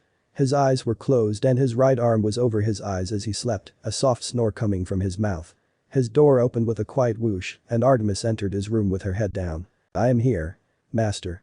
She struggled to say, gritting her teeth only to see that Issei was fast asleep. She walked closer to him and stood beside his bed, staring down at his form. He was only in his underwear and she could see the damage she had inflicted on him. His armor was good, but her arrows penetrated it without a problem, but she never did anything lethal. She got him good quite a bit though, and this got the huntress to smile happily. Serves him right for challenging her only for her to remember that he beat her. Soundly. She went quiet and just stared, thoughts running through her head. Thoughts like who this man truly was, why her father was obsessed with him, and why he would get this devil to try and court her. Surely he knew that this would never work. She would never accept another male after the last ones tried to take what she wasn't willing to give. As her thoughts went to the men who did the things that they did to her, she grabbed her bow and drew an arrow. This arrow was a god-killing arrow, with extreme power. She aimed her arrow at Issei's head and just held it. It was 5 minutes into this that she was startled by a voice. You going to kill me or what? Issei spoke, his eyes not even looking at her. He somehow just knew. Artemis stared down at him and glowered, snarling now. She was angry yet she couldn't do it. She couldn't kill this man and she didn't know why. She let out a roar of defeat and put her arrow back in her quiver and her bow back on her back. What? What do you want me to do, master? She said through gritted teeth. Well, for one, don't call me master. My name is Issei, and I'd appreciate it if you would call me by my name, but if you wish, beast will be fine for now. He said, removing his arm from his eyes and sitting up, letting out a loud yawn and stretching his body. As for what you can do for me, I want to get to know you. I don't know much about Greek mythology, so your story is a mystery. Why do you hate me? Artemis was surprised. She was taken aback by his carefree attitude. She was here as his slave, and she had expected him to ask her to do filthy things to her body or let him to do it, and she'd have no choice if her father's looming threat was any indication. So when he just asked her why she hated him, she didn't have a response. Surprised. Oh well, perhaps it might be easier if I talked first. No. As you might know, my name is Isseihyoudou, also known as the Scorpion. Yes, you are popular among mythologies, though reasoning I have no clue about. She said, frowning, crossing her arms. Well, how about you take a seat? I prefer to stand, thank you. Artemis said, huffing. Issei frowned. Take a seat. He ordered, glaring at Artemis who started to glare back at him. However, she obeyed him and took a seat on the chair. Thank you. He said with a bright smile before he laid back down on the bed. This once again threw the huntress for a loop. He got serious and really domineering, but then turned around and gave her one of the sweetest smiles she's ever seen. Who the hell was this scorpion? I was born in Japan many years ago. Over 2,000 years ago. I was kidnapped from my home by slavers and taken aboard a boat where I traveled around the world by boat and caravan. I was then brought to Rome after being bought out by this evil man. Issei said with a laugh. My old master, I'm sure you know what I mean by Rome, but if you do not, then allow me to clarify. I was a slave within the Roman Empire. I was trained up under my master's thumb as a gladiator. Artemis sat down and listened, closing her eyes as he listened to the man. He had such a heart-wrenching tale about him, and she could see a man lying about his life in order to get pity, but she couldn't detect any deceit. If anything, he wasn't telling everything. She didn't say anything and opened her eyes as he was thinking. It took him about 10 seconds more, but he continued with the conversation. I fought for about 3 maybe 4 years as a gladiator. I had matches almost every day once I became famous for being ruthless and unstoppable. I would rarely get injured, and if I did, it was superficial and I would be back to fighting the next day. My master was a cruel man, beating and whipping the slaves. He said, growling before shaking his head. One day, I escaped and started a revolution. Releasing many slaves from their homes, myself and an ex-centurion formed an army. We fought back against the empire, scoring many victories against them, but we were betrayed by an ex-slave who took an offer by the empire for a better life. He said, frowning. We were ambushed and our army fell apart. My master and a devil, named Kateria, decided I would be the only one to live since I was the mastermind. They imprisoned me in a damn Egyptian sarcophagus. They made it so I would live forever in that damn stone prison. They also had magic on it, so I would be awake for all of it. I would never sleep. That damn man ruined my life, he said, getting angry as he chucked an empty vase into the wall, shattering the pottery. Issei fumed and laid back down, putting an arm back over his eyes.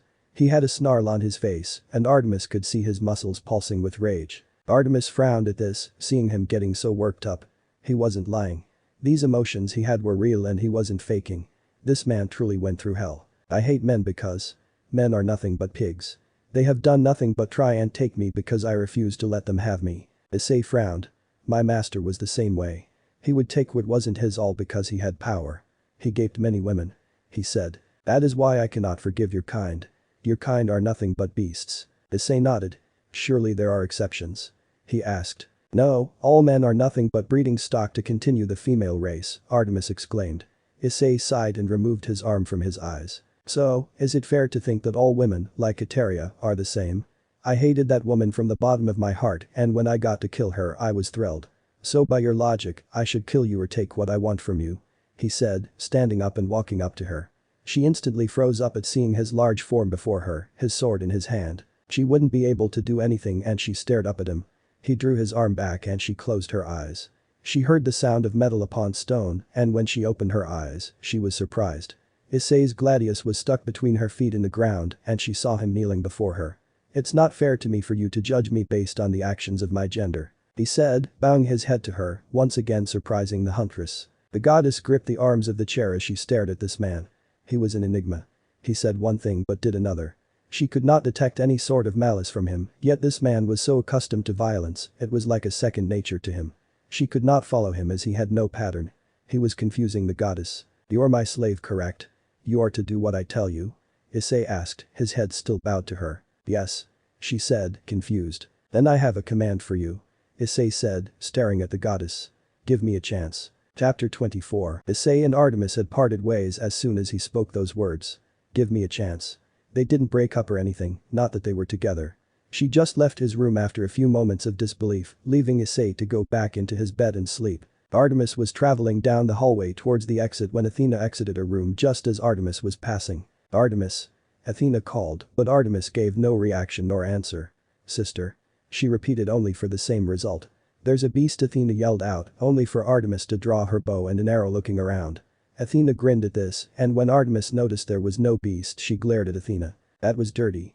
Artemis huffed as she put away her weapons. True, but you were ignoring me. I was ignoring, I just didn't hear you. Athena lessened her smile.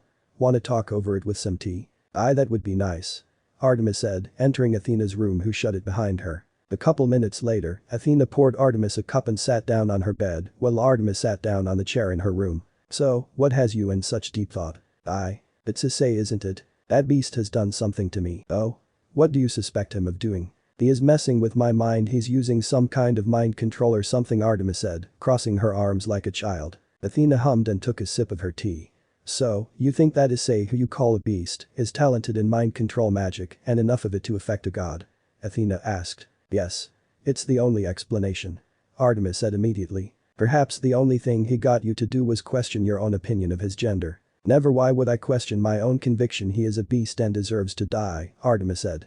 Athena smiled and nodded. Then why didn't you? He was asleep, was he not? Artemis stared at her with shock. How did you know that he was asleep and I attempted to take his life? I didn't. Athena said with a big grin. Artemis scowled and huffed. So, what exactly happened? Athena asked. Artemis took a sip of her tea and sighed.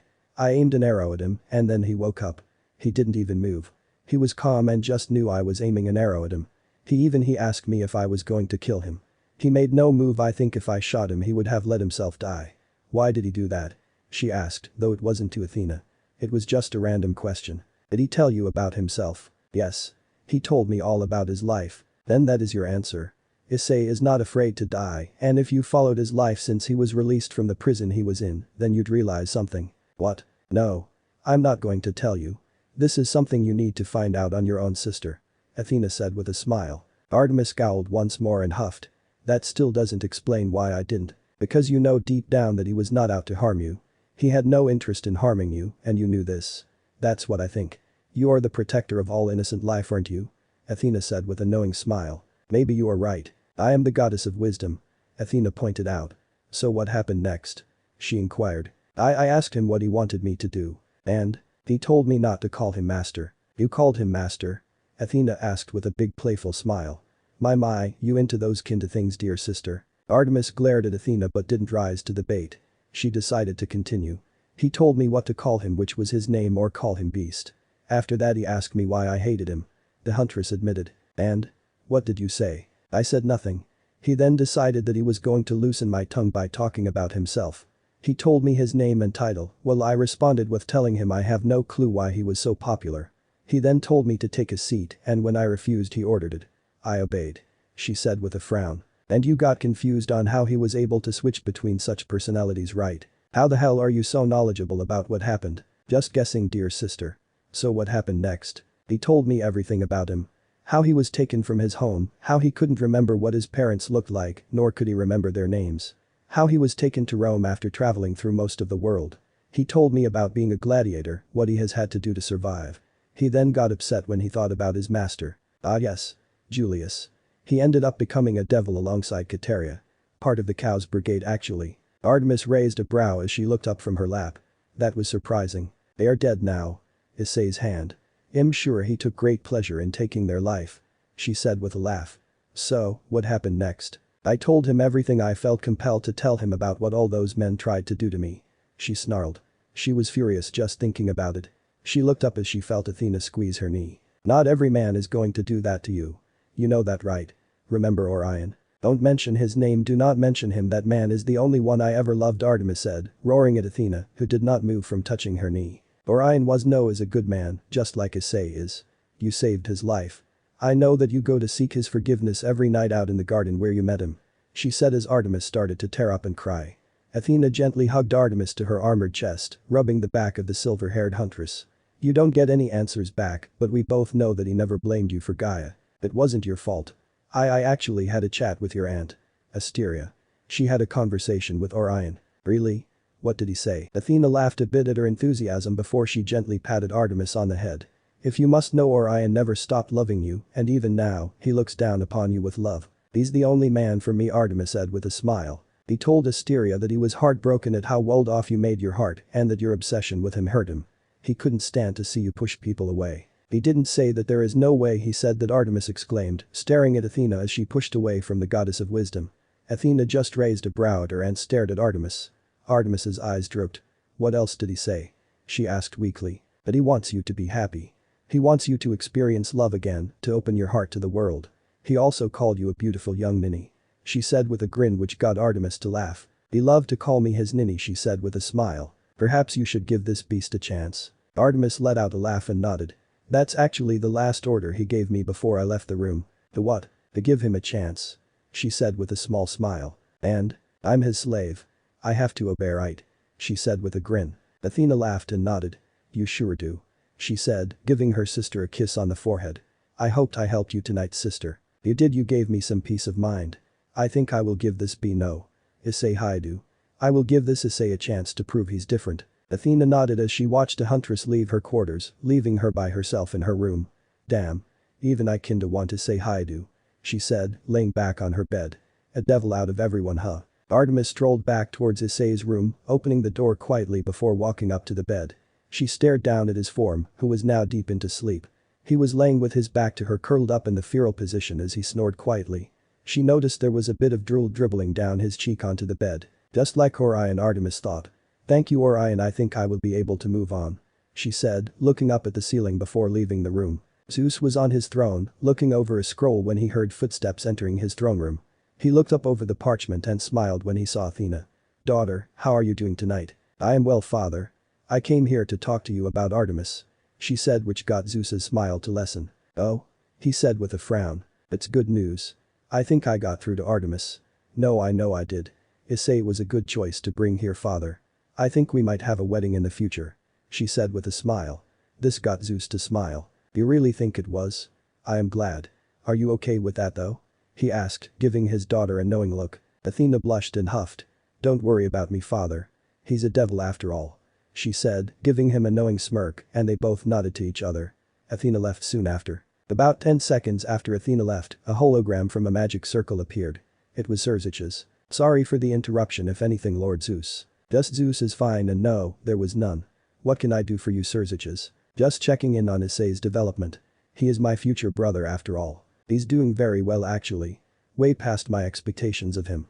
In fact, I was wondering if you'd like to come here to Olympus. I can see if I have the time. What do you have in mind? I think I'd like you and I to meet with Hephaestus, Zeus replied. In another part of Olympus was Ares, god of war. Ares was sitting on his bed while an orange-haired pretty boy stood nearby. So you lost against a devil. How far you have fallen, brother, he said with a grin. Oh, shut up, Apollo, Ares said with a grunt. Apollo laughed. His voice was musical and so was his laugh. Oh, I'm only teasing. Don't you have other concerns to deal with other than teasing me?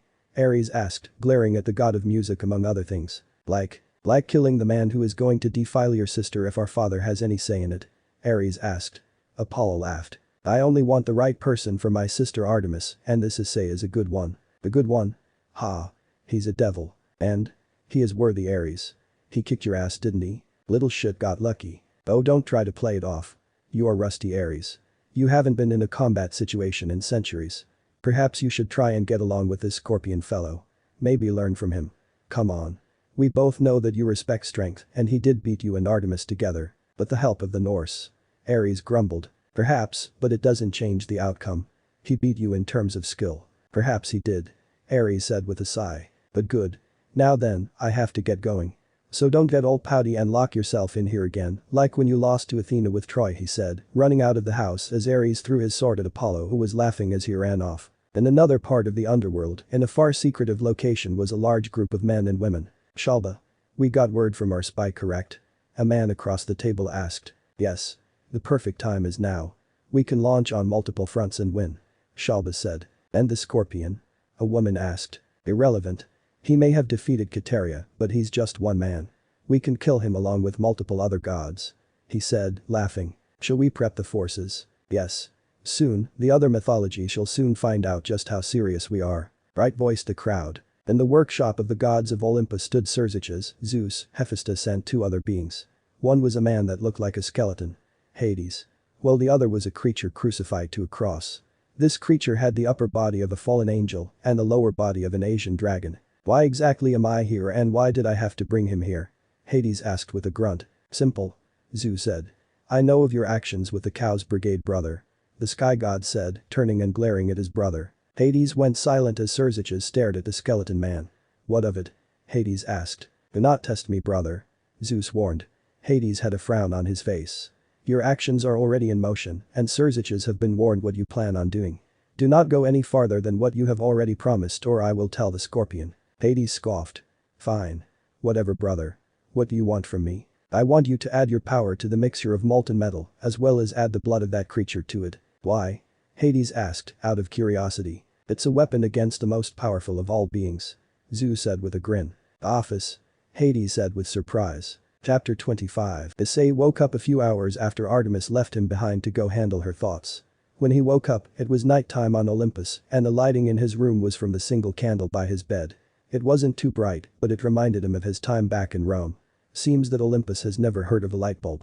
Issei thought with an inward chuckle. He actually really enjoyed the light from a candle because it really was what he was used to.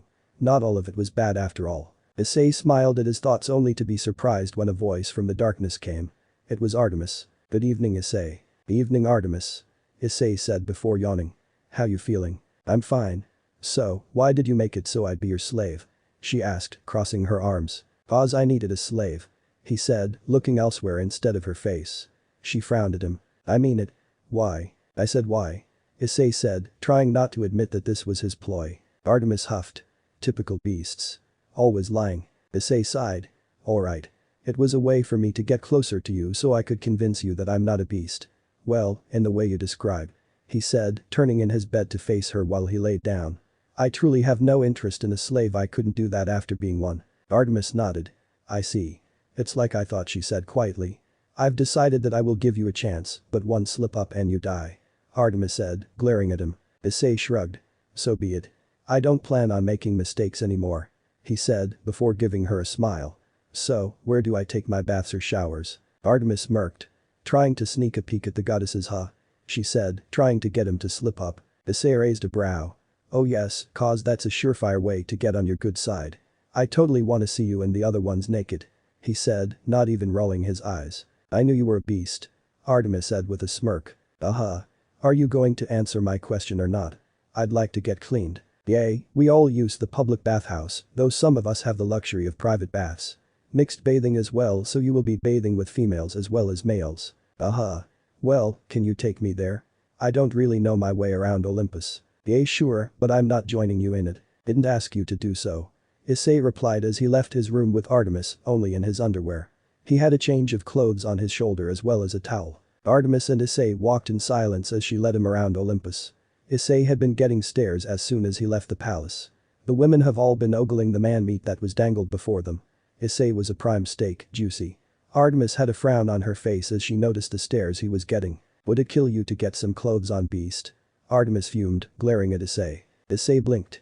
"Why would I do that? You're indecent." "No, I'm smart. Why would I put my clothes on when I'm just going to the bath to get naked anyway, plus I am not showing anything that would be considered naughty." Artemis fumed, but she had no good argument.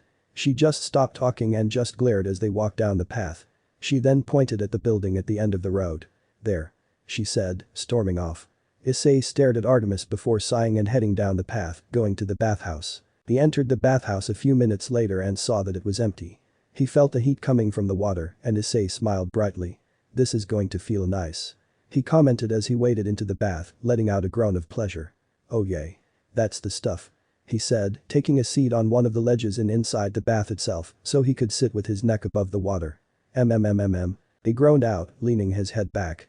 He closed his eyes tight and began to fall asleep, still tired. The fight with Ares and Artemis wore him out, as did the healing he was going through. He didn't know how long he was napping, but he found himself gently shaken to wake up. He opened his eyes and the first thing he saw was Athena's beautiful face. "You should never be sleeping in the bathtub," Athena chided playfully. "Hey, it's comfy here." He defended himself only for Athena to giggle. "I'm only playing. You can do whatever you like," she said with a smile. "Just thought I'd have a chat with you." "Oh? Well, what do you want to talk about, Athena?" he asked with a smile. "Artemis. What do you think about her?" "In what manner?" "Just what do you think about her?" "She's a bitch. She's very much a hexist and I want to slap her sometimes, but I can see that she's trying hard here to find it in her to look past the fact I am a male. I think she's very pretty and that if you look past her hexist attitude, she's actually probably very pleasant company." "I see. Do you dislike her and dislike us for forcing you to come here?" "Not at all. I'm not really a fan of being used to change someone's attitude, but coming to Olympus is really nice. I really enjoy the entire thing. It's really beautiful up here and everyone, minus a couple, is really nice and enjoyable." Athena smiled. "Well, I'm really happy that you came. You've actually brightened my father's mood. No, you've really brought a new light to Olympus." "How could I do that? I don't understand how I could be so influential." I guess it's because we have been pretty stale lately. Not much has happened in our side of the world, though that might be changing if this Chaos Brigade is as we fear." Issei nodded. "I see. I'm just the newest thing to happen. Now, well that is partially true, it's because you are a celebrity among the supernatural. Your actions shaped a lot of what the world is now.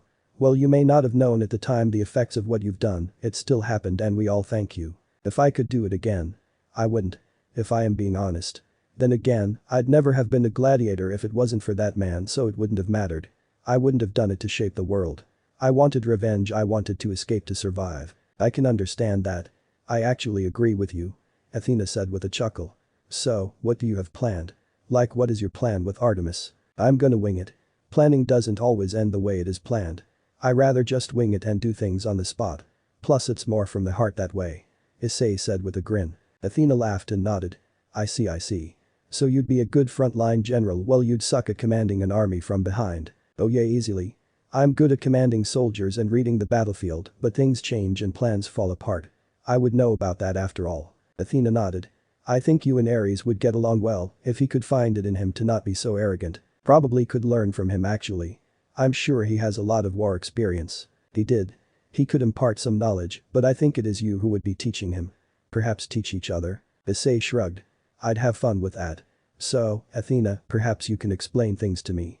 You guys all are gods and goddesses, but you all aren't on the same level in terms of power, right?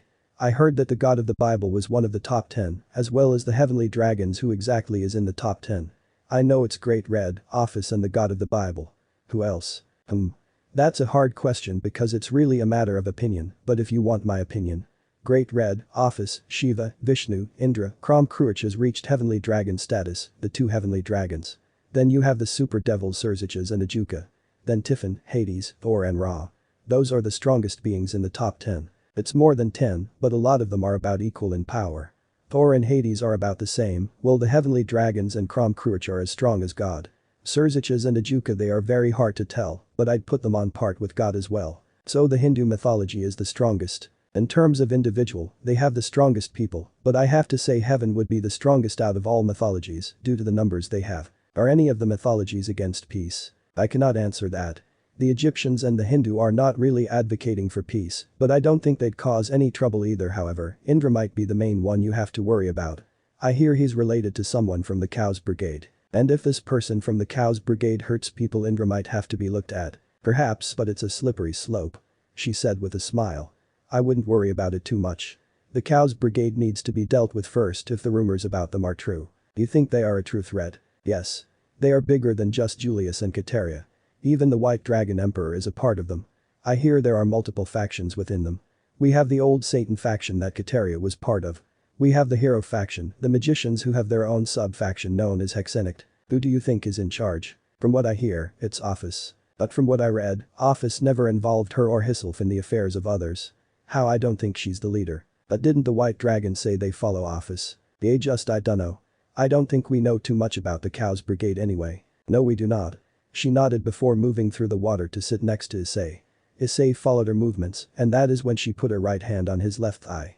Though, I wouldn't mind getting to know more about you. What do you want to know?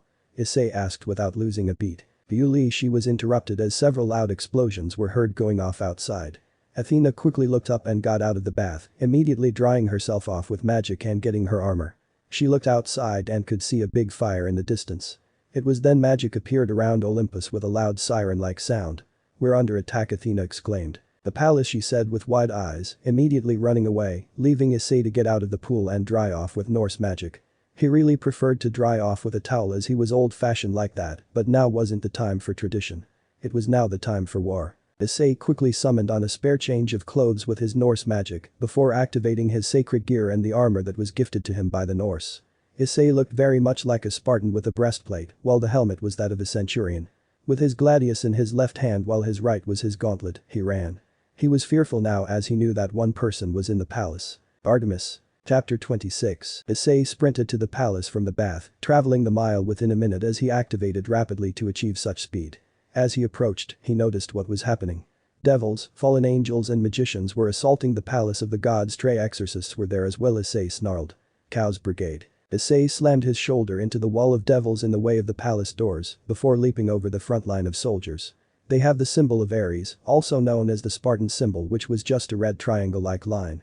He entered the main hall of the palace and he could see the destruction. So many statues, works of art and other things were in ruin. Fire was everywhere and bodies littered. Soldiers of the Greek and the Cows Brigade littered the ground. Apollo, Aesculapius and his daughter Issei were in the main hall as well, tending to the wounded. They were closer to Zeus's throne room and chambers, but it was the most secure part of the palace. Multiple breaches in the walls were made, which is why there were so many dead, but Ares had plugged them up with his men. Ares was situated in the hole closest to the wounded where he and 4 soldiers plugged the wall up in a defensive line with spears, shields, swords and magic. There were 3 holes, and then there was the main doors which were the largest of the breaches. This was where the main branch of the Cows Brigade was focused. The throne room was directly across the large room from the doors. To the right before you entered the chambers was Ares and the healing station. The other 2 holes were located on the far left corner and then in the ceiling. The ceiling was being sealed shut with magic as Poseidon, Hermes, Nike and Aphrodite sealed it up with combination magic. It wasn't going anywhere. Issei ran over towards Athena, who had plugged up the largest hole to the left of the chambers, though she wasn't on the front lines. She was behind the group of Ares soldiers providing long-range fire. Athena, where is Artemis? Issei demanded. I don't know, I was given this position as soon as I got here. Check your chambers, Athena said, and Issei ran off down the hallway that was to the right of entering the big room from the doors. He ran down the long hallway and that is when he saw it. Artemis and a few huntresses were holed up near his chambers. The long hallway was littered with dead bodies of the Cows Brigade, but the more immediate bodies were the huntresses that was with her. She was losing her forces badly as a very powerful fallen angel had broken through. Issei ran right towards them when the fallen angel stabbed the huntress to the left of Artemis. The goddess was busy fighting off another breach of soldiers to her left and she screamed in fury. You will not touch her, Issei roared as he leapt into the air, slamming his boot down onto the fallen angel, which actually sent the fallen angel forward, crushing his head beneath Issei's boot. About time you got here, beast, where were you? Now is not the time to point the blame, Issei said, using Excalibur destruction and blessing. Blessing increased the power of destruction as destruction formed a very powerful shockwave which he sent down the long hallway with one swing and then sent the shockwave through the one breach in the walls. Artemis, use your magic and shield yourself and the rest of your hunters, please. Artemis hesitated for a moment, but seeing the injuries her companions have taken she complied, forming a dome barrier around her and the remaining 2 huntresses, sealing her off from the battle. Issei closed his eyes and roared in fury. It was now Issei made his stand to protect Artemis. He could see down the long hallway that Ares was moving down the hallway, ever so slowly to reach them in the chambers, but the Cows Brigade had penetrated the hallways with one big hole and sent force after force. Issei opened his eyes and swung his gauntlet down, sending his claws into the throat of the exorcist that attempted to swing his light sword at Issei's neck, but it didn't work. Issei ripped out his throat and Spartan kicked him back into 2 fallen angels, knocking them back but not over. The Cows Brigade began their assault full force, seeing that a big threat had appeared. Kill the scorpion and get that little girl quickly, we can win this fight, exclaimed a fallen angel with 4 wings, who threw a spear at Issei. Issei used his gauntlet and grabbed onto the spear before chucking it back at him, killing the fallen angel with a spear through his chest. Issei growled and held his ground, using his gauntlet to redirect a sword of light into the exorcist next to him, before impaling the man with his gladius. Issei then felt a blow to his helmet, forcing him to sway. He was being overwhelmed quickly as the hole in the corner of the room was also being used as an entrance. Issei snarled and used his gauntlet to block the next blow while impaling towards the hallway, killing an exorcist through his mouth. Artemis watched as Issei stood his ground, standing between the 2 hordes of terrorists and her barrier. She watched as he swatted away blows to her shield. Her eyes were wide and focused on him and the fight, staring in shock. The devil was risking his life for her and she knew instantly that he would lay down his life for her when he took a magic bolt into his shoulder, sending him staggering back a foot. She also saw the blood drip down onto the ground. Why go to these lengths? Why would a beast do this? Artemis demanded of the universe. As if Artemis was a nut job, a voice piped up. Because he cares for you. It's like Athena said. He is a different breed of man. Artemis shook her head. No, there has to be another reason. He must be doing this in order to gain my favor, to bed me, Artemis said. The voice in her head didn't say a word as even Artemis didn't believe what she said. Issei hissed at the blow to his shoulder, but he didn't let that stop him. These bastards all were going after him and Artemis. Issei made a promise to Zeus to protect her, and he keeps his promises. He had no other reason to even stay here and help the Olympians other than his promise. This is what made him a better man than most men. Issei brought his blade in a sweeping arm, decapitating 3 devils and an exorcist with one swing, before a sword pieced his armor on his thigh, getting an inch-deep wound. Issei swung his gauntlet and completely destroyed the brain of the exorcist, which splattered all over the nice stone floor of the room. You bucking bastards think you can touch her? Not while I still draw a breath will I allow you to lay a hand on her, Issei said, using destruction to send a wave of power down the hallway before he was stabbed in the gut an inch. Issei snarled and shoved his fingers into the eyes of the devil, sending the devil into a screaming fit as he clawed at his own eyes. Issei turned only to find a sword almost striking his face, so Issei ended up bending backwards to dodge. Issei kicked the fallen angel backwards before he ended up getting tripped from the side by a devil. Once tripped, Issei was stabbed in the shoulder once more by the devil, letting Issei roar in pain. "Fuck you," Issei hissed, grabbing the devil by the testicles before squeezing, popping the devil's junk, who was sent into a fit even worse than the one who lost his eyes. Issei leapt to his feet only to get another penetration into his chest, barely missing his heart, but his lung was penetrated. His armor was falling apart from the constant blows as the single breastplate was cracking under the pressure of the attacks. Issei coughed up blood from the blow but didn't falter, pulling the devil that stabbed him close to him and stabbing him in the gut before pushing him hard into the next group, who fell over like pins. Issei swung his gauntlet and destroyed the group that fell, completely obliterating them. Issei was stabbed in the side of his gut, which completely destroyed his chest armor, which left the pauldrons, his arm armor and the belt armor and below. He was defenseless in his chest. Issei spat blood at the exorcist and grabbed onto his throat, squeezing and penetrating the spinal cord with the claws of Excalibur before using him to block a magical shot which incinerated the body. Issei ducked under an axe of a fallen angel before uppercutting the female, which decapitated her with one blow before falling to the floor to avoid a long sword of another fallen angel. Issei shoved his sword into the gut of the fallen angel before tossing him across the room into the hole, knocking down several terrorists. Artemis had tears in her eyes as she attempted to remove the barrier, only for her companions to hold her back, forcing her to keep it up as Issei was attacked again and again. Unrelenting hordes fell upon him, doing major damage to Issei.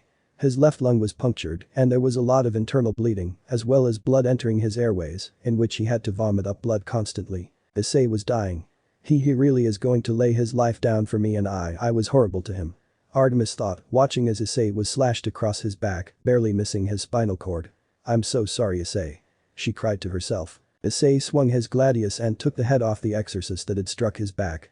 Issei vomited up a large amount of blood and he looked up from the ground as he did so. He saw something.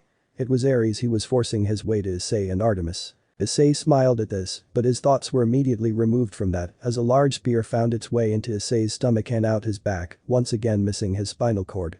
Issei vomited up a massive amount of blood before he was stabbed in the chest in the left lung and slashed on his right, which shaved off a lot of his flesh and muscle on his chest. Issei vomited up even more blood and his vision grew very blurry.